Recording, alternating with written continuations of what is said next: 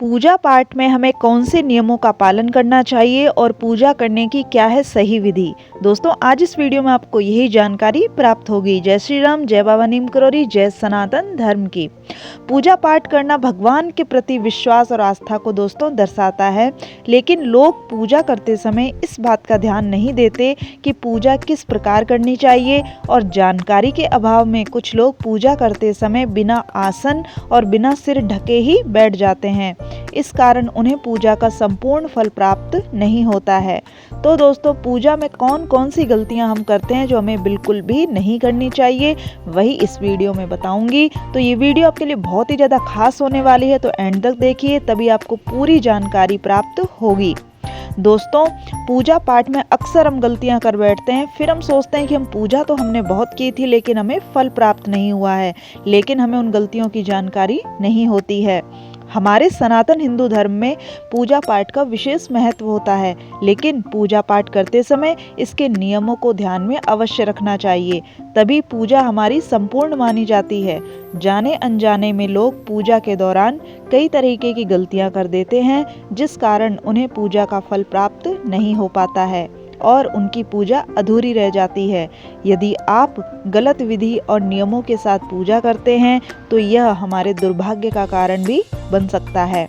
इसलिए पूजा के लिए इन कुछ जरूरी बातों का आप जरूर ध्यान रखें। वैसे जब भी हम भगवान की पूजा करते हैं तो भगवान हमारा सच्चा मन देखते हैं, सच्चा हृदय देखते हैं। दोस्तों पौराणिक शास्त्रों के अनुसार हमें कभी भी खड़े होकर पूजा नहीं करना चाहिए, ये सही नहीं माना जाता है। इस तरह से पूजा करने पर हमें कोई भी पूजा का फल प्राप्त नहीं होता है। घर पर पूजा करते समय हमें कभी भी खड़े होकर पूजा नहीं करनी चाहिए और ना ही सीधे जमीन पर हमें बैठकर पूजा करनी चाहिए। पूजा करने से पहले हमेशा हमें आसन बिछाना चाहिए और उस पर बैठकर ही हमें शांति वातावरण में आराम से पूजा पाठ करनी चाहिए। इसके साथ ही बिना सिर ढके भी पूजा नहीं करनी चाहिए।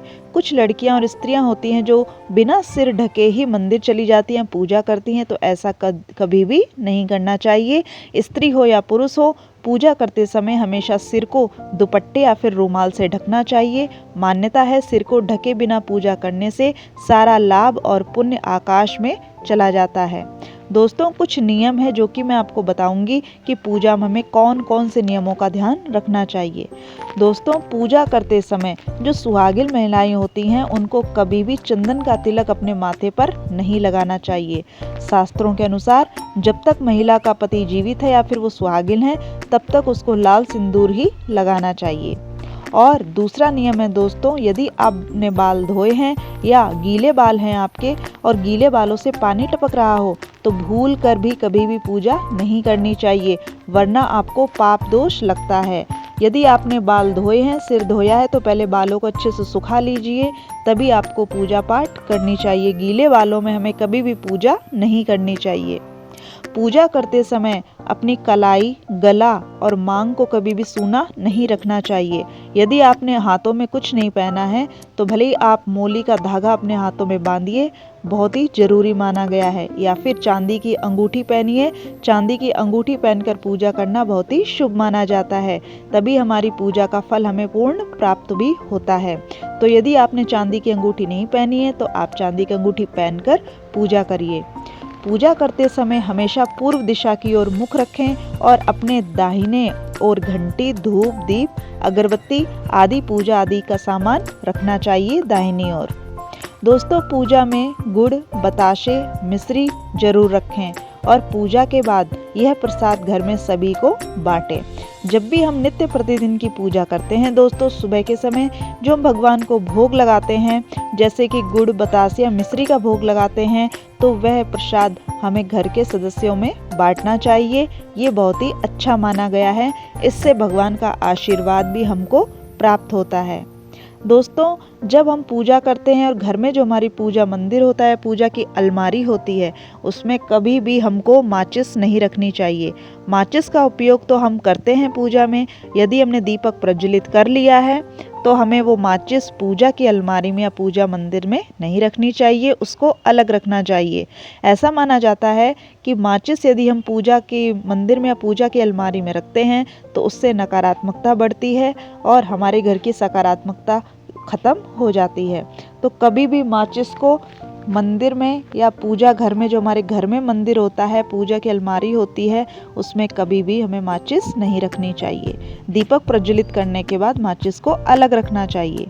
और जो जल का कलश होता है, जल का लोटा होता है, जो नित्य प्रतिदिन हम जल भर के रखते हैं, उसे कभी भी घर के मंदिर में या पूजा की अलमारी में खाली नहीं रखना है। हमेशा जल चढ़ाने के बाद, यदि आप सूर्य भगवान को जल चढ़ाएं या तुलसी को जल चढ़ाएं, तो चढ़ाने के बाद हमें जल का लोटा भरकर ही पूजा की अलमारी में रखना चाहिए। खाली लोटा हमें घर के मंदिर या अलमारी में नहीं रखना है, उसको भरकर ही रखना है। यदि हम जल के पात्र को खाली रखते हैं अपने मंदिर में या घर के मंदिर में या पूजा की अलमारी में, तो उससे हमारे घर में नेगेटिविटी आती है और भगवान जल ग्रहण भी करते हैं। तो भगवान के लिए जल का पात्र हमेशा भरकर हमें रखना चाहिए।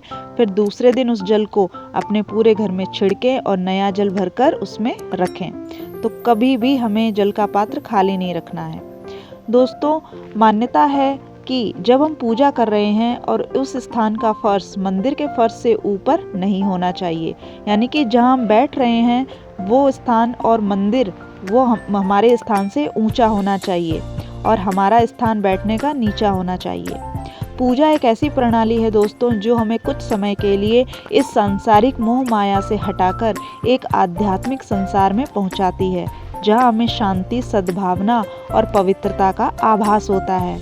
ऐसे में हमें पूजा अर्चना करते समय नियम और पवित्रता का विशेष ध्यान रखना चाहिए।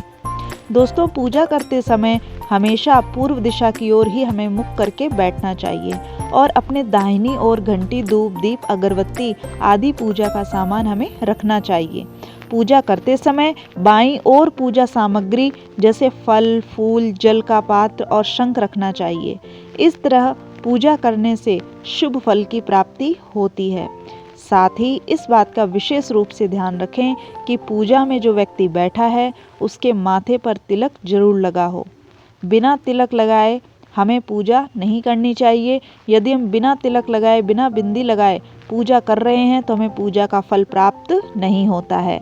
तो हमेशा सिर ढककर और माथे पर तिलक लगाकर ही हमें पूजा करनी चाहिए और कभी भी अपने कलाई को खाली रखकर या बिना अंगूठी पहने हुए पूजा नहीं करनी चाहिए। तो दोस्तों, कुछ ऐसे खास नियम थे जो मैंने आपको इस वीडियो में बताए हैं। आशा करती हूँ आपको ये पसंद आई होगी वीडियो। अगर वीडियो पसंद आई हो तो मेरे वीडियो को लाइक करें, शेयर करें और कमेंट करें। कमेंट में जय श्री राम, जय बाबा नीम करौरी जरूर लिखें। दोस्तों, मिलते हैं नेक्स्ट वीडियो में। तब तक के लिए जय श्री राम, जय बाबा नीम करौरी, जय सनातन धर्म की।